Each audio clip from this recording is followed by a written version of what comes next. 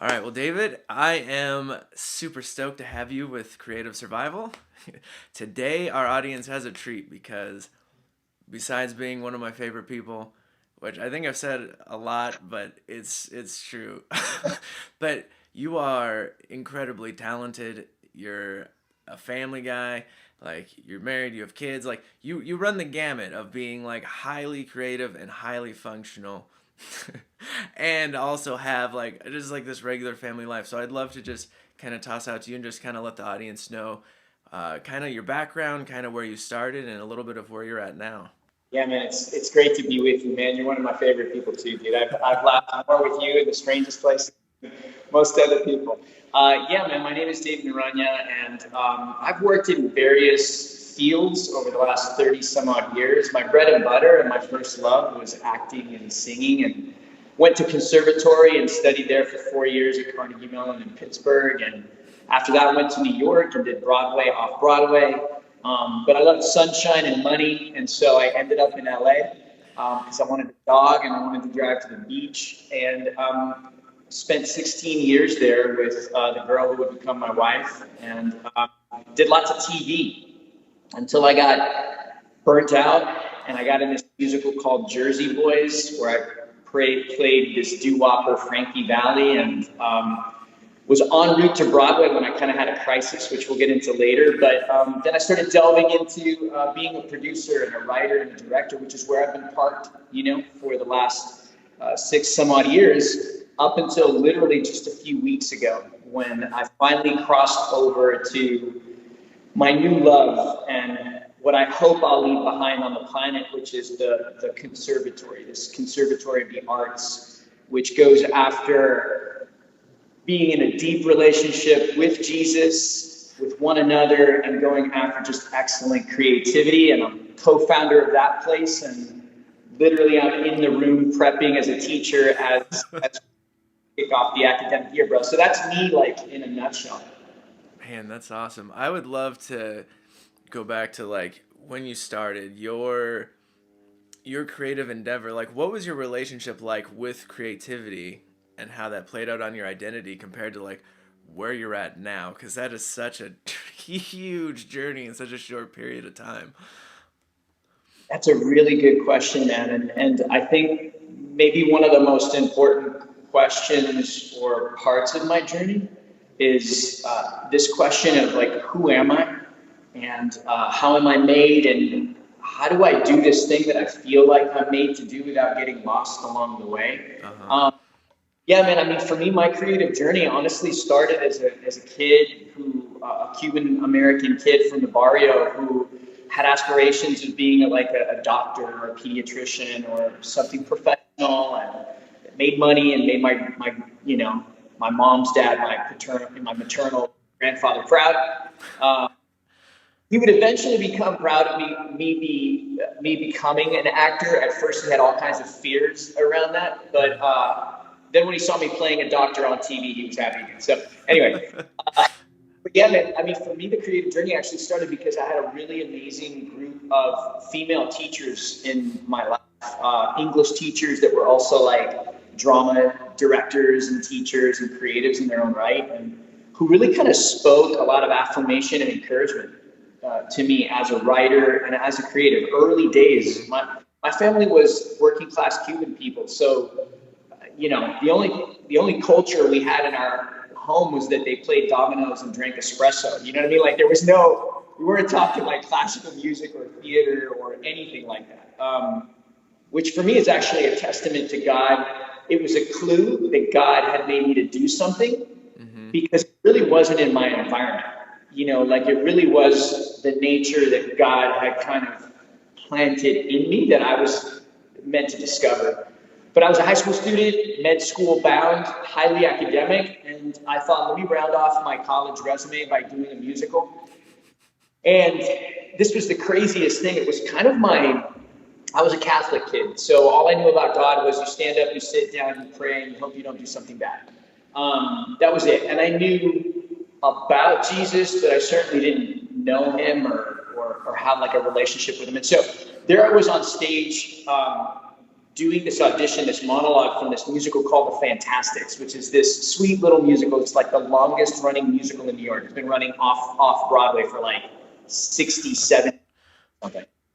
And there's this monologue where this young boy talks about this girl. In fact, the first line of the monologue is, there's this girl, there's this girl.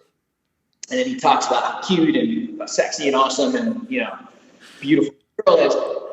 And I get halfway through the monologue, and I had just like rehearsed it in my mirror because I didn't know anything about acting. I just thought I'll memorize it like I memorized biology facts or something. And man, for some reason, I just like started talking about this girl. Like there was this girl, go figure. And halfway through, I leap off the stage and I kneel in front of my English teacher, the director, and I finish the monologue, and her jaw's like half slacked. What the hell did I just do? What was that? And then I remember getting it and running down the hallway. It was like a scene at a high school musical or Fame or whatever. And only like 20 years later did I realize that it was, you know, like they talk about in the Bible, you know, how God kind of comes upon people and like smacks you in the behind and just make you step into who you are. And then you kind of wake up and you're like, what was that? And only looking back now do I realize that was kind of like my first encounter with God. You know, I used to say something came over me until I realized that it was someone who came over me. So yeah, it was kind of my first creative step in beginning to discover who I was, but still super far away from God and really young and had no clue who I was. So what was so you essentially had your first interaction with God without being able to label it as that, which I think a lot of people can relate to. Moving on from that, now that you got pushed into something that just felt right, what was kind of the next sparking point of like the journey of you being able to explore that question of like who you are or who you were made to be? You know, I was really blessed and fortunate that I had just really sensitive, smart, loving, powerful women around me. You know, what I love about female strength is like there's no denial of the heart. Like the strength comes from, they just really know. Most often than not, I find that my wife knows way better what she's thinking and feeling about herself and me too. But really great female teachers, like one whose nickname is Doc because she had her PhD. I was really blessed to just have like just brilliant, excellent teachers in my life. And so she said, hey, after this audition, I know it's going to sound crazy, and I know you're thinking about like going the academic professional route, but a former student of mine is the associate head of this conservatory in Pittsburgh. Now, I'm like completely clueless. Little did I know that Carnegie was like the oldest degree-giving drama school in all of the United States, like older than Yale, it's top 10, blah, blah, blah. And I'm like, oh, cool, all right. And turn of events, they never held an audition in Miami, which is where I was from and where I was located. They had auditions in New York, Chicago, Pittsburgh, LA, and then there's like this little spick from the barrio, you know, who's like, well, there's a hurricane or a flood in New Orleans, the other location for the thing. So they canceled New Orleans and they come down to Miami. So instead of auditioning with 1,500 other kids who were way more talented and experienced than me, probably like tap dancing since they were 3, they come to Miami and there's like me and 5 other people. Like, it was just like the goodness of God to go, hey, listen, I know you're super green, and you probably had no like earthly right to be in this league at all. So I'm just gonna I'm gonna rig it for you. It's gonna be you and 5 other kids. So I get in, man, and I end up going to this school where, to answer your question in terms of like, the thing was I would have said like my defining statement would be like if somebody said to me, hey, what do you do or who are you? I'd be like, I am an actor. That's what I would have said about myself. What I didn't realize about that belief statement was that if I'm defining myself as an actor, I now have to go on the roller coaster ride of worth and value, because oftentimes when you're not really grounded in something else deeper than just like your resume, your value is like the stock market, bro. Like when you're up, you're up, and when you're down, you're down. And basically, if you wanted to summarize, those were my wilderness years, bro. Like I basically went on a ride for 15 to 20 years where I knew who I was, but all I knew about my identity was what I did, not who I belonged to or who made me or who actually gave me my inherent value that was never dictated by what I was doing. And so those wilderness years were really rough, bro. I mean, when you're up and you feel like the Mac Daddy and you're making $1,000 a year, then you're valuable. The moment the show closed, the moment the ratings tanked, then I thought I was worthless. And that belief, if there was any kind of redeeming part of that, was that led me right to the one who made me. I would love to kind of touch a little bit on the wilderness years, because I think it's easy for someone Yeah. like on the outside looking in. They're like, well, of course, like God flooded New Orleans for you to get this part, like all this stuff. Like, of course you're where you're at. That seems super easy, and of course you have this weird belief in this person or this like deity that I can't see. Like that, like so I can understand why you believe that. But I know your journey, and I remember you telling me the story of like sitting in a sauna, having a realization. But I would love to know just some of the hardships, because I think it's like when you usually meet someone, one of the first questions they ask is, "What do you do?" Right. Like, and then you have to kind of like go into that, and then that almost becomes the identity of the conversation, True. right? It's true. Yeah. The wilderness years, man. I mean, I think the highlights of the wilderness years were, meeting famous people. Like I got to work with some cool people like Josh Brolin, now kind of known as Thanos, and Audra McDonald, who's won like 5 Tonys, and Rusty, who was like the dad on Boy Meets World. That was like my first TV show, and I call that the peek behind Oz's curtain. Like Dorothy, I had been like, hey, once I get to Oz, and I got all the emeralds or the whatever, the contract, then everything's going to be great. Because I felt really deeply, constantly, like anxious about whatever it was, whether it was, will I be successful? Can I pay my bills? Tackling all those really just practical things, like pay for my kid's school or my mortgage or whatever. I mean, that was pretty much constant for decades, And so I remember when I first got the show, I was 29. I went out with a buddy of mine who was a composer the night before. So I booked the pilot, and now I think I've won the lottery, because you have to sign the contract before you even do the final audition when you're going to be a series regular on the show. Mm-hmm. So literally, it's like you and 2 other guys. You don't know who really they're liking for, and you have to sign the contract there because they don't want to negotiate with you until they know they want to have the deal done, then tell you they like you so that you don't try to negotiate. It makes sense.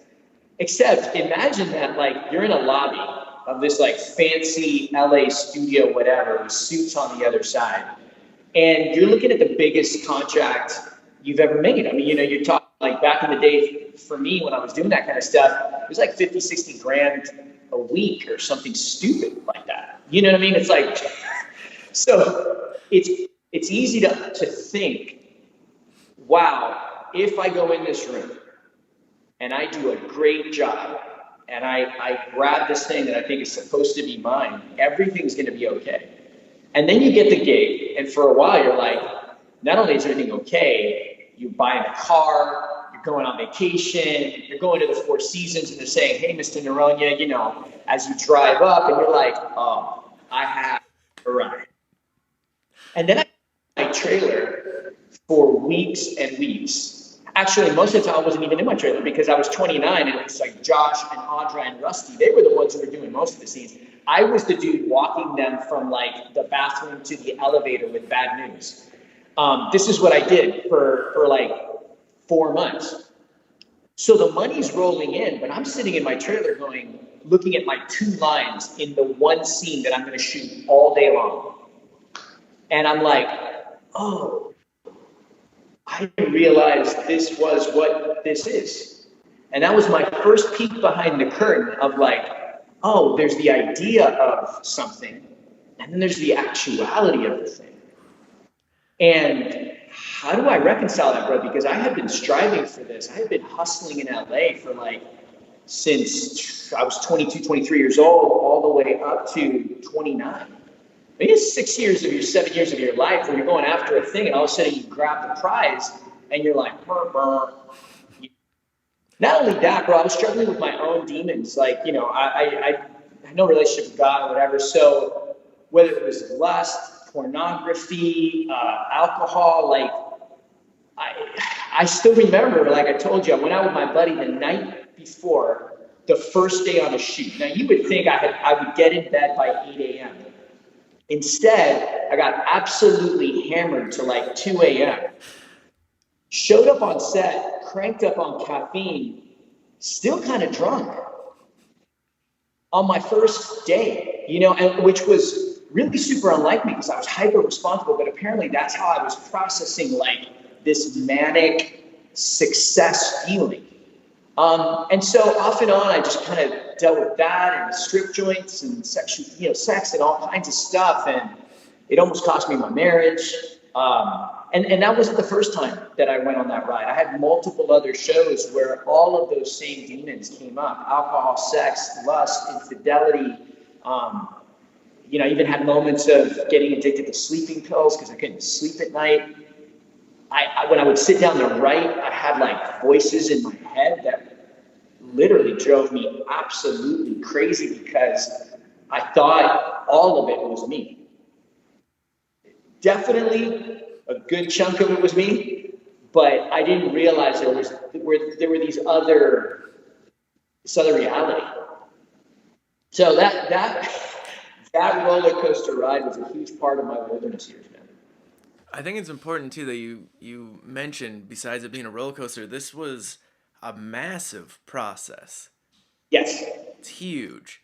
Because I know a lot of people, especially in our industry, even for myself, striving to get that editing or motion graphic job and then moving on to directing and but there is that hustle mentality, and you're only as good as your last project. And even if everyone raves about you, if someone could just not like the shirt you wear, it's something so insignificant, so you constantly have this internal thing of oh, I'm not good enough, or I need to be, oh, that person got it, I need to be more like them.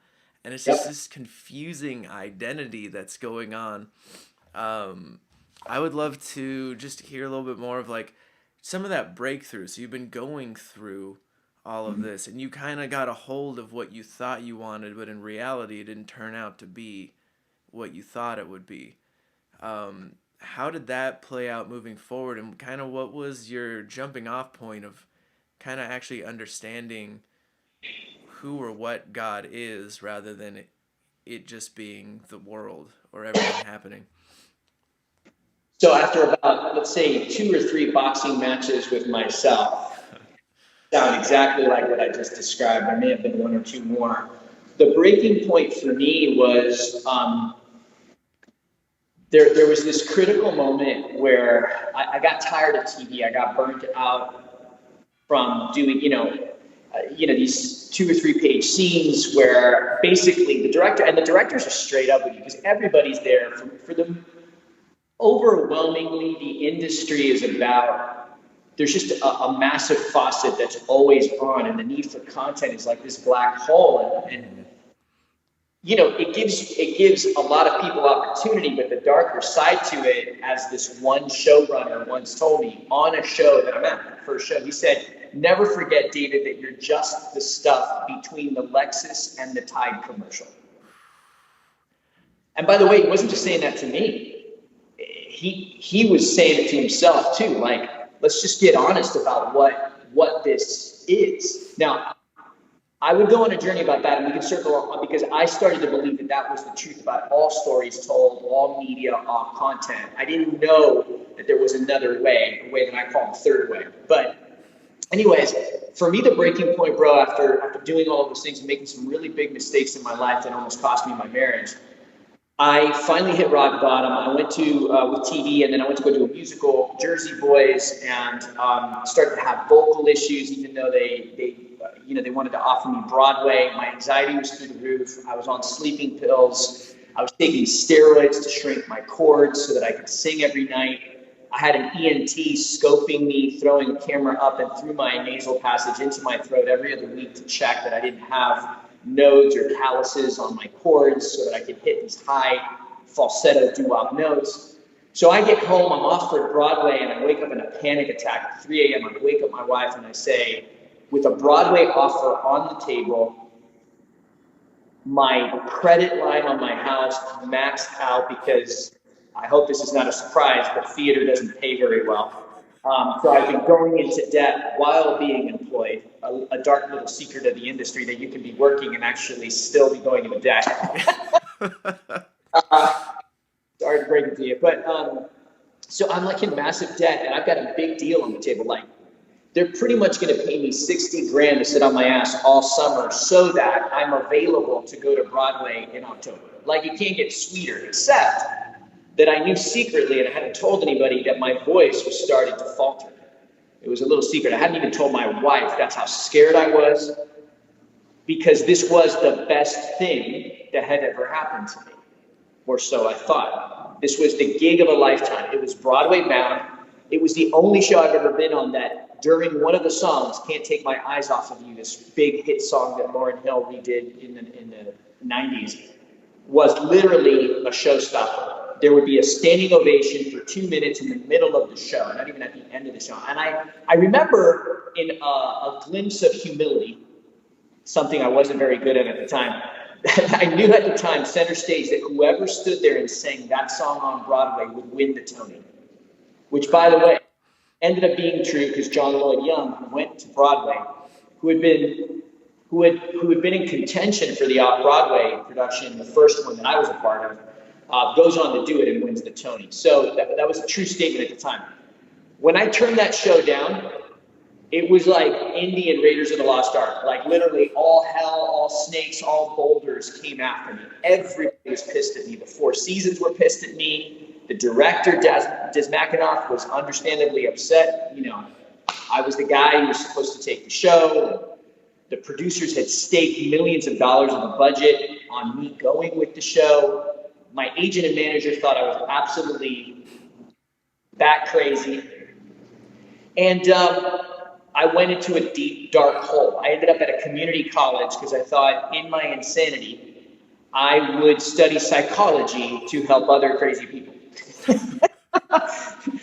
And so I'm at a community college and my career is in a complete and utter spiral. Like, now I have no money coming in, and it was a really dark moment. And so I'm in a community college, and there's this strange British dude from Liverpool in a Spanish lit class that I had ended up taking. It was like all Hispanics and then this one white dude in the class. And I was the only other dude who was actually bilingual, because the rest of them were just Hispanic kids trying to get an easy credit for college. You know, it was just like an easy class. But I was there because I actually wanted to learn, and it was just me getting away from the industry for a second. And so he would call me and text me, and I was like, God, who is this strange dude? He's like too nice. And in LA, when anybody is too nice, you automatically assume they want something from you. Yes. Except he didn't want anything from me. And then this is where, like, everything hit the fan. My 49-year-old stepmom had a sudden brain aneurysm. She falls. She has a brain bleed, and she dies in like 48 hours. And over that year, I had lost my maternal grandfather, who was hoping I would be an actor. My wife's best friend with the bedside when my eldest son, Zion, was born, had passed away of ovarian cancer. My wife's sister had twins, and one died in utero. The other baby lived. She had to carry both to term. And then my stepmom dies. And literally within 11 years, 4 people in my life had died. And that's kind of when I hit my wall. That's when I ran out of answers. My career certainly wasn't thriving. So that was no longer like some kind of idol that was making me feel happy. And then I lost people, and I didn't understand why. I didn't know how to deal with it. So flash forward to, I'm in this class with this strange British dude from Liverpool who texts me when I'm back home. Now, I had close friends in LA. Nobody reached out to see how I was doing during my stepmom's funeral. But this dude who was in this community college Spanish lit class says, hey man, I noticed you weren't in class. Are you okay? Wow. Back and he says, do you want to have coffee? We sit down, and he just lets me, also a sign and wonder in LA is when anybody listens to you beyond 5 minutes. And he just listened to my heart, bro. And then I'll never forget, I don't remember the verses, but I remember that he said, hey man, and he just kind of like laid out these two phrases out of the Bible. I didn't know they were called verses. I don't remember what they are. I just remember like this sucker punch to my stomach. And I remember having this silly thought in my head of like, gosh, that's pretty good. I should check the Bible out. That's like some good advice. And he invited me to this little charismatic church with like 40 people, with a pastor that looked like a surfer with like, you know, spiky hair. He's from the Malibu vineyard. He was super like informal. He had like board shorts on and flip-flops and like a white t-shirt with bleach blonde surfer hair. But bro, I rocked in, and this girl who was 16 with an acoustic guitar who sounded like Joni Mitchell, she just started singing, and he said, let's stand up and just worship God. And I didn't even know what that meant. But I knew that I was supposed to stand up. I knew that part because I was Catholic. And we sang, and I wept, man. Like, I wept super hard, and all of the pain and all of the questions and all of the searching like came up to this moment, and I had no words for it. It wasn't clear. It wasn't done. It was just the beginning. But I just got hit by this love, man. And man, I never turned back. I literally like fell in love with this messy thing called church, which for me was just this group of people that were imperfect, just like me, but they loved and they were trying. And there was this dude named Jesus who I didn't understand, but I started to feel that he like really loved me in this crazy way.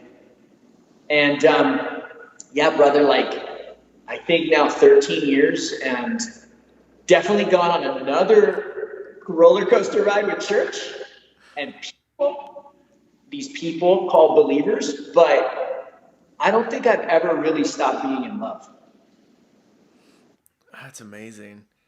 I would love to hear, because I think it's important for the viewers to know, anyone who's had a bad taste of church or just has a weird view, because like you go to Comic-Con, there's like the crazos just like screaming with signs. That angers me so much.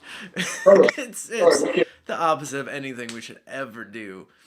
Coming from a Catholic background, and then also working in entertainment industry, where you even mention like Jesus or church beyond like that paper thin level, then they're like, whoa buddy, like hazmat suit, like we need to quarantine. What's your experience been like, both with like the church, like you said, your roller coaster, but also just realizing that relationship versus like religion as an institution? Like, what was that change like for you? Church is an easy one for me today, because I'm kind of like post cynicism. I'm like post cynicism. Like I went around that merry-go-round and judged the church and judged people, and you know all that whole deal. And like I get it. Like I get it. I was thinking today about our conversation and like what we would talk about and stuff. And like, here's my deal, man. Like, look, the church gets a bad rap, and sometimes justifiably so. And like I'm totally willing to like wrestle with the church and challenge her in that way. The thing about it is like, hey, the world makes stupid bad movies, and so does the church. People outside of the church say stupid things and do stupid things, and guess what? Because there's human beings over here and there's human beings over there. Oh, and this thing called church, which is not a building, it's just a bunch of people who believe in a thing, who believe in a person.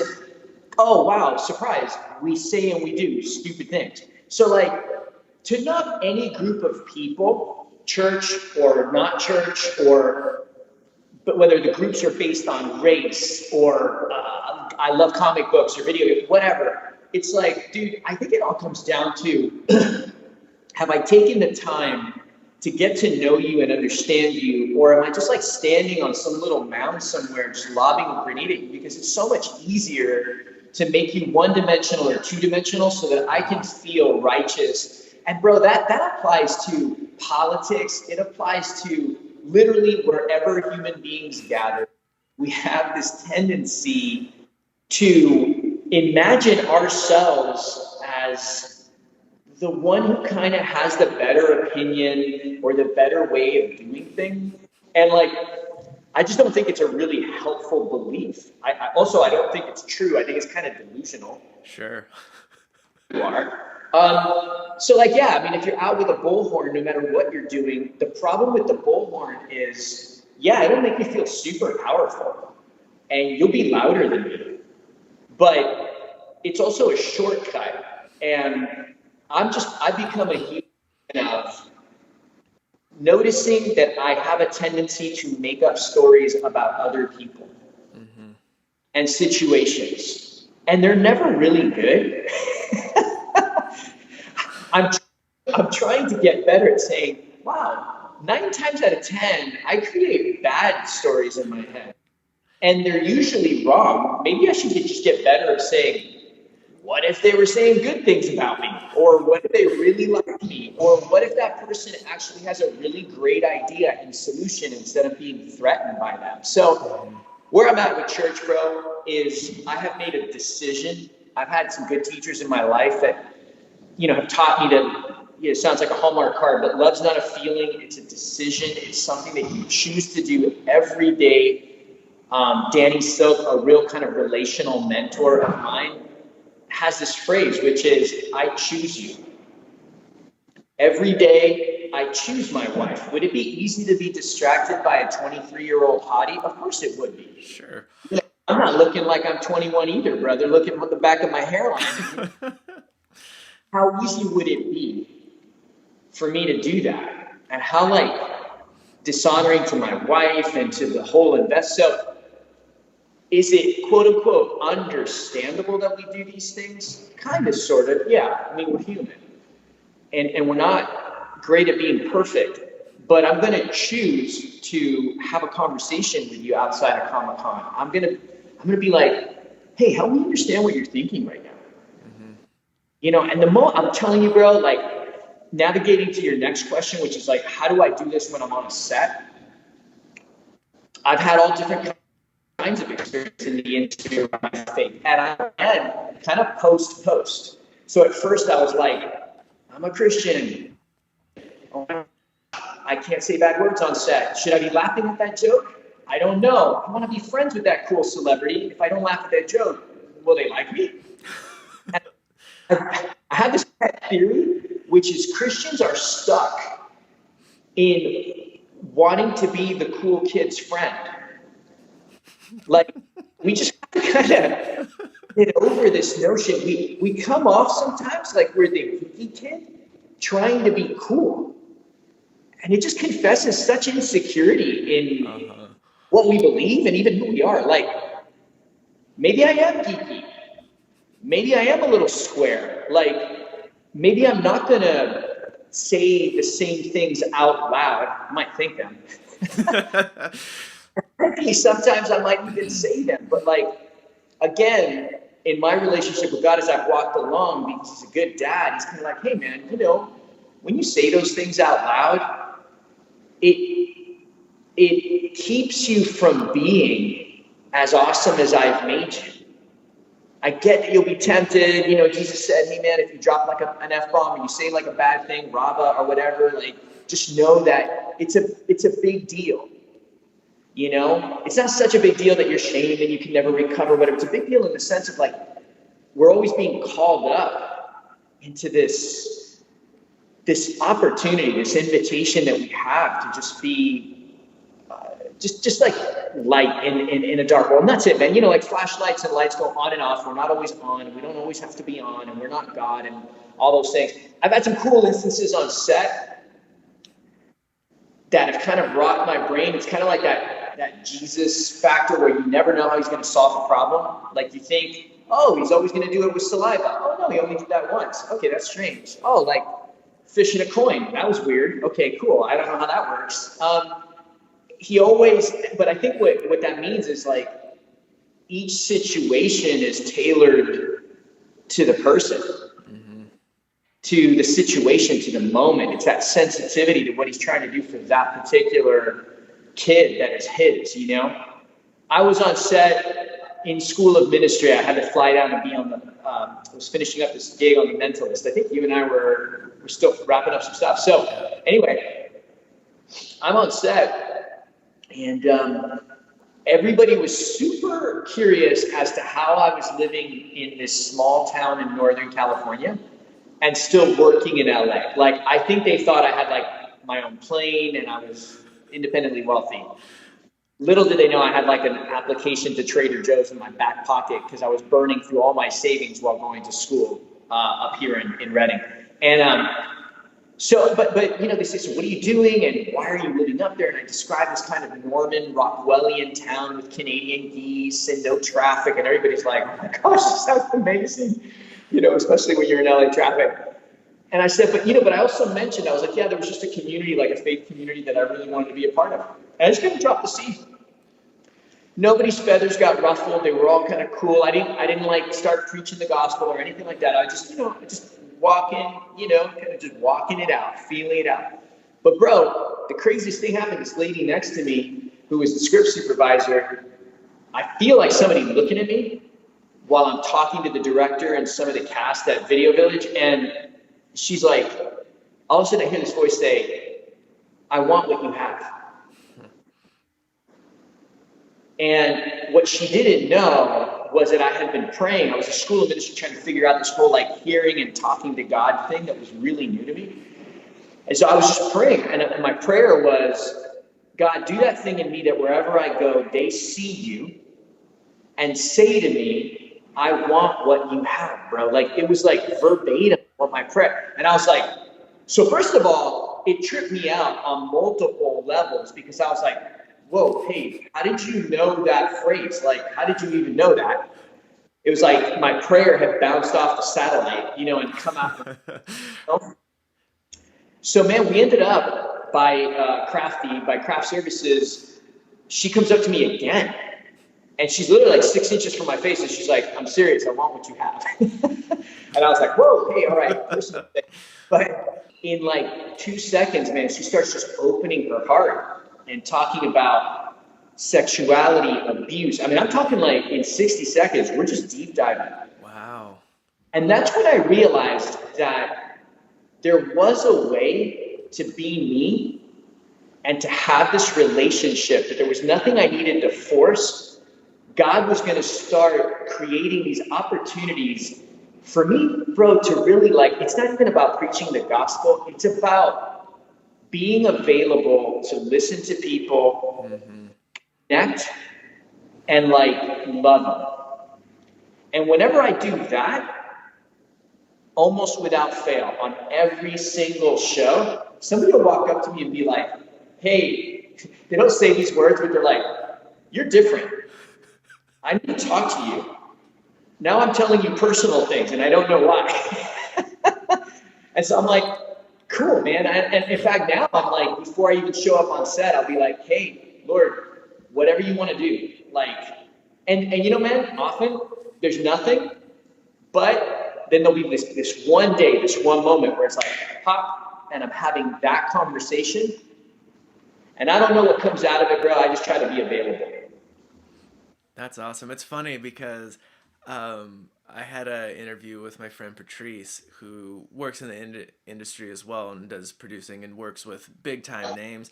But like for her, like her faith is just a part of who she is. And just we had this conversation about just being authentic. So like when she talks, and it's just like this natural thing. She's not trying to convert. She doesn't go up and just slam them in the face. It just is something, and you just are authentic with the person. And authenticity and leads to relationship and trust, and that's the entire point, right? Is just to be authentic. It's crazy. 100%. I think sometimes, bro, we do the preach thing or we do the megaphone thing, honestly, because it's easier. Mm-hmm. It doesn't cost you anything, bro. Like, I don't have to take the time to get to know you. I don't have to be vulnerable. Like, Yeah. that's a thing, bro. Like, we need to be vulnerable.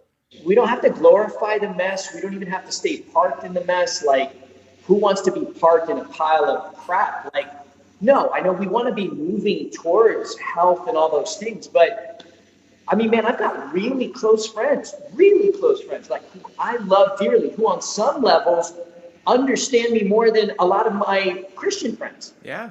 because we share creativity or whatever. And without fail, bro, like the craziest things, they'll now call me up and be like, "Hey, man, can I ask you a question? I'm like, I had this thing with my son, and I don't know what to do." Mm-hmm. He's like, and they'll literally say, "You're the only one I can talk to." And look, man, I mean, gone are the days where I was like, yeah, cool. I mean, I love myself and fearfully and wonderfully made and all those things. But like, man, at the end of the day, the really like great stuff that comes out of my mouth, I know comes from him.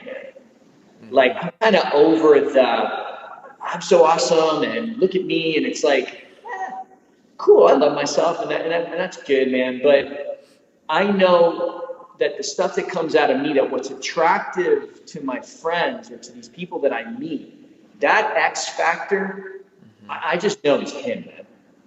Oh, Is his 100%. heart, is his love, is his thoughts, his words, you know. And bro, I'm cool with it. I'm happy. I mean, that's part of me being a son. It's like I have a really great dad, and I love hanging out with him. And I love when my dad says something really cool and I get to repeat it to somebody. Like, I'm good with that. Right? Yeah, I'm glad I don't have to be the originator and like the force behind everything. Like I don't have to do all of the work all the time, just grind, grind, grind. Like that's not life. That's not how like it's nice to be able to just hey, just like my kids, like I want you to go have fun. Yes, you have to do chores, you got to clean. Don't throw food on the floor. Like if Yep. you punch your sister, of course you're going to get in trouble. Like there's like the common sense things, but overall it's like just have fun. Make friends. You know, Yep. just enjoy yourself. Love It's people. Yeah, love people, man. And yeah, it's funny having kids. I've got four, and I know we're neck and neck over here, you man. But the things that come out of your mouth, like you will string. I have this pet theory that parents sometimes are the originators of English phrases, combination words that have never been uttered in like the history. Like, it'll be like, "Why did I find your socks buried under the trampoline?" Like, I don't think that's yes. but like in my house happens. But then I think about like God, and here we are, we're like, no one will ever understand. I've just done the craziest thing possible. And like parents are like, nope, I've seen crazier. Trust me. I've seen some crazy crazy things. It's all good. Let's talk about it. Anyway, man. Yeah, it's a good ride, bro. It's been it's been a good ride. That's nice. And making full circle with the kid analogy, even looking back at yourself on stage for that first time, just, thinking the lines like biology and going forward, it's that nudge from like a parent who like I never thought as a parent I would have to convince another human being who's hungry to eat food. Like even food that they enjoy, and I'm like, why do I have to convince you to eat when you just said you're hungry and I know you like what's on your plate? And it's like I think a lot of times just in the normal daily life, especially in our younger years, it's you have so many voices around you and so many things coming at you, and you're trying to figure out who you are, and there's so much distraction, and your heart's crying out like this is what I want and this is what I need. And I think a lot of that noise can really block out and distract you from that nudge. Yeah. And and it took you how long to realize that nudge later on down the road in 2020 vision was, God moving in your life. And I think it's really easy to get distracted by that or get angry and, just separate from that, when in actuality, just like a parent, they're like, I just want the best for you. And I'm literally trying to get you to eat while you're hungry. Like, Yeah, I think you're hitting on probably one of the most misunderstood, important things about parent-child relationship, earthly and heavenly. I've been challenged by that as well. Like, human beings don't always know what they want. And so, like, you're describing like a perfect human adult situation. Like, I'm hungry. I said I was hungry. I made myself dinner. I like what's on the plate. Why am I not eating?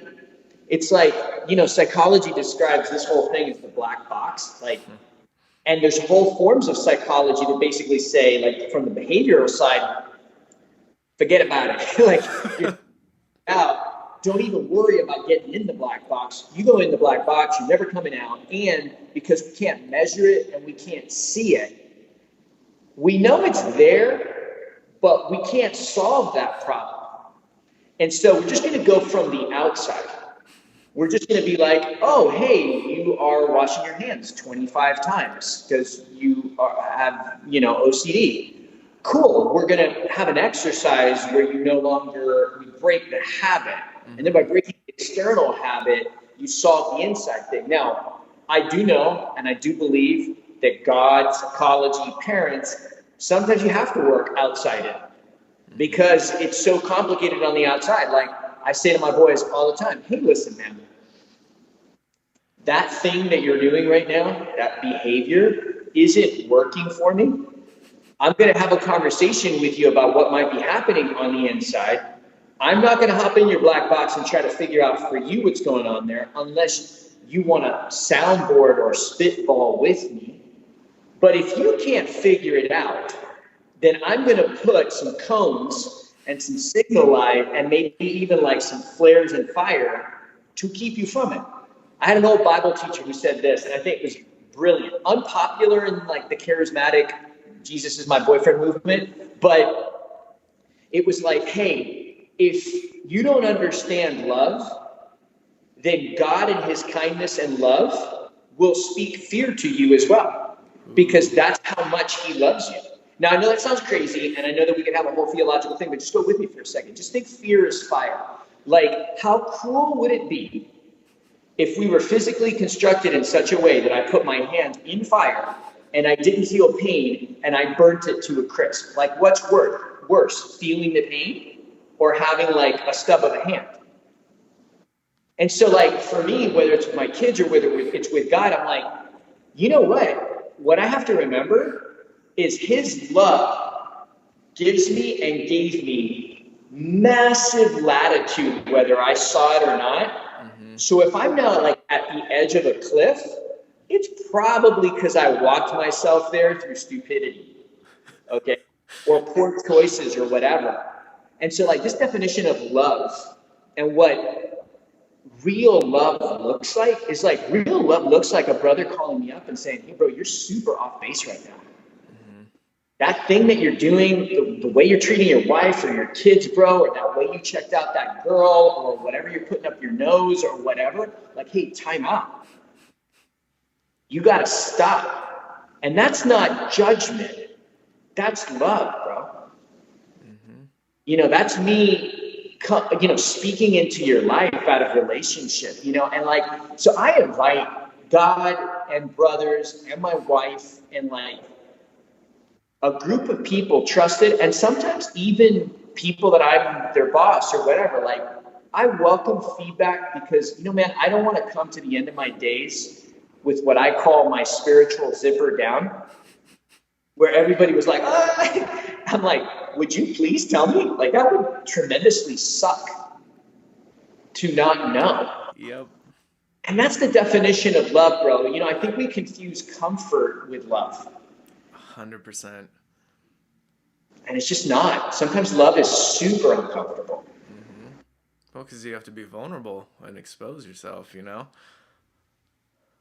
Go Be it run naked. down the street even just with your shirt off. See, see how comfortable you feel.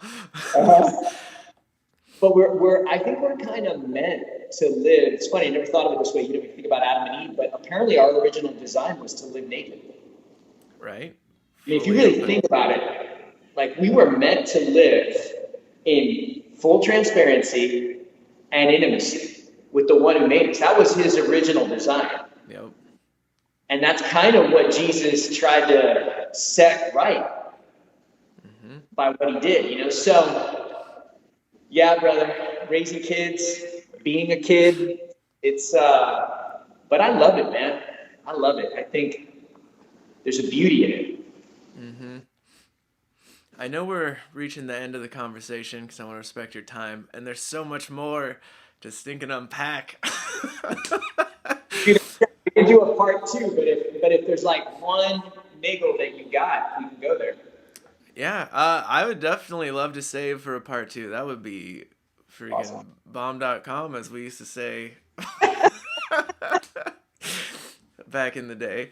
But I would just love, like, from anything that we've talked about, any kind of like last thoughts or tidbits or even tools you'd like to just throw out to someone listening who might be in a position that you were in throughout your journey. Just something that you wish someone would have handed you to kind of just help that along.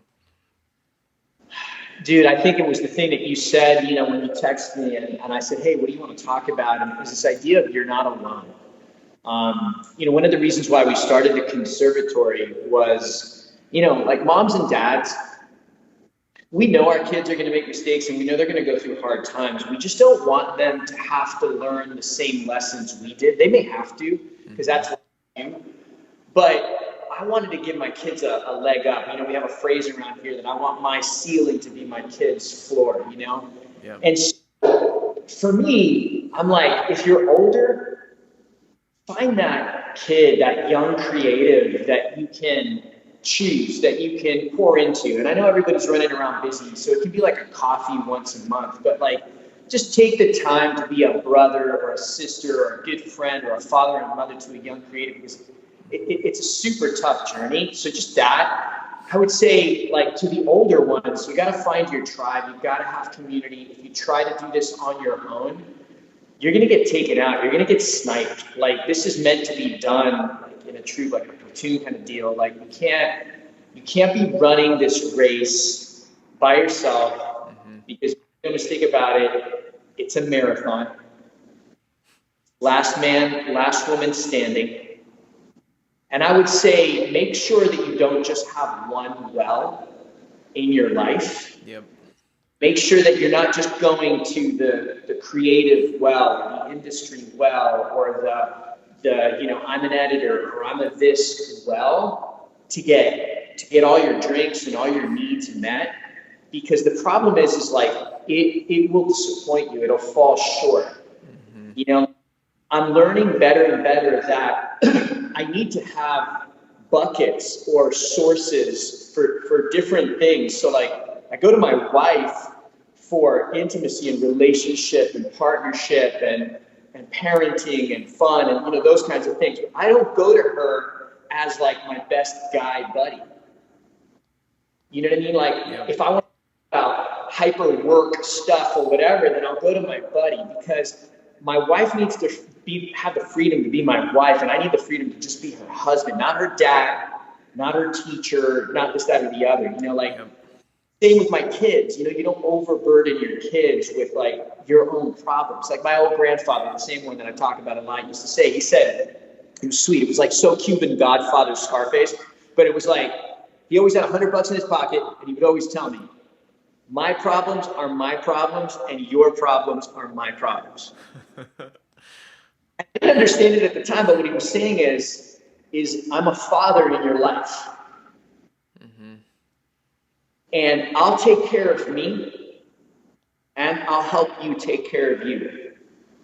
And if you're a son and you don't have a good mother or father figure in your life, and I know that can be like a head trip to like grown adults, but one of the biggest breakthroughs for me in this creative journey was remembering that I was the son, remembering that I didn't have all the answers, and that there were like elders in my life, or that I needed to find, who I could be like, hey, I'm lost. I've never raised a teenager before. Can you help me out? And it moved me into humility. It moved me into like vulnerability. And I'll tell you, bro, like I just felt lighter. Felt like I didn't have to carry the weight of my. So yeah, that would be the theme, bro. Is like you're not alone unless you've chosen to be. And if you are feeling alone, then I encourage you to find community, man. And that's why I think what you're doing with this channel is so important and so cool, bro. Because I think that's what you're inviting people into, man. Yeah, that's the goal. Well, for anyone watching this who wants to just kind of follow your journey or learn more about the conservatory or just kind of ask some life questions, where can they find you, follow you, reach out? Yeah, brother. So I have a mixed relationship with social media, but I mean, I'm on Facebook and Instagram. My name is David Norona. Norona like Corona, but with an N. And then in terms of the conservatory stuff, you can just check out bethelconservatory.com. And there's like vlogs and videos and articles that I've written and stuff where I kind of unpack a little bit more of these creative thoughts and creative devotionals, I call them. And so like, yeah, man, if you're trying to sort out what it means like to walk with God, or just frankly like the deeper meaning of being a creative, it's an itch that I keep scratching, and so, you know, you might find some cool stuff there. Awesome. I'll post the links down in the description for anyone watching. Thanks so much, man, for the conversation. This was great. Love you, man. Thanks for what you're doing, bro. All right. Love you, buddy.